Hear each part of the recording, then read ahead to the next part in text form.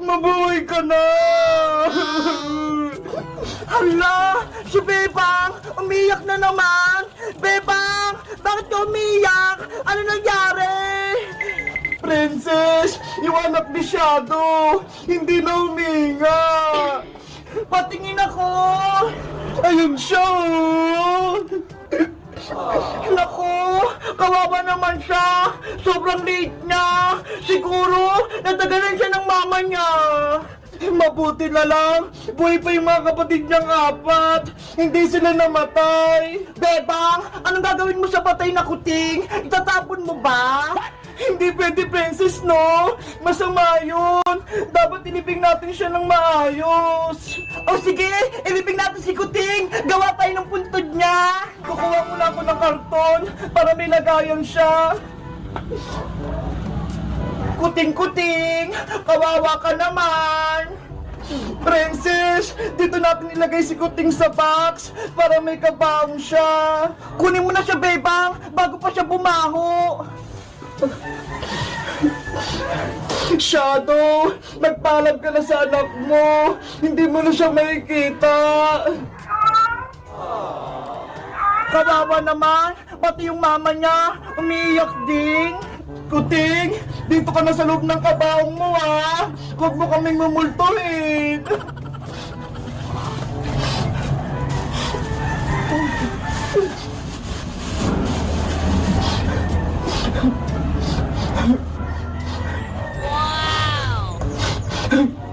Tara, Bebang! Punta tayo sa garden! Doon tayo maghukay!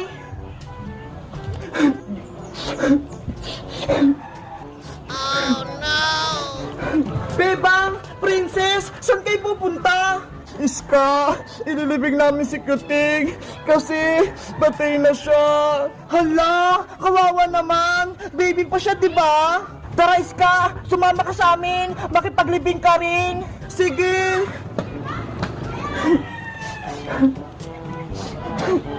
Iska! Princess! Dito na tayo magbukay para malapit lang! Akin na yung pala, Princess! Oh, ito, Bebang!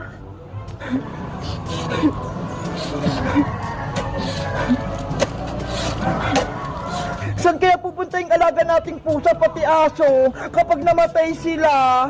Siyempre, sa langit, dun pupunta yung kaluluwa nila. Ano? May kaluluwa din ba sila? Meron, no? Minsan nga, nagbumulto sila eh, kapag hindi mo sila inalagaan ng maayos.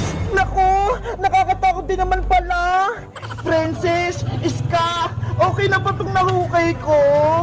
Pwede na yan, Bebang! Malalim na yan! Ilagay mo na si Kuting!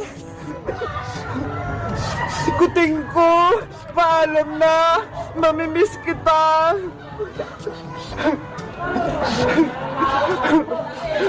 Eto, Bebang, oh, may bulaklak ako. Ilagay mo dyan sa libingan.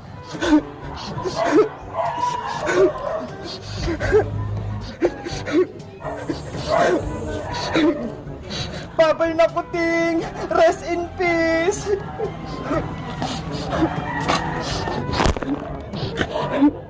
Oh no!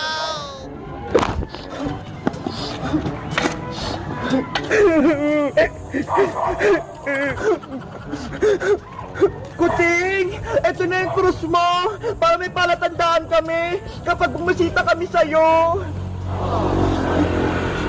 Tara na, Princess, Iska, umalis na tayo para hindi ako malungkot. Hala, uwian na daw. Let's go!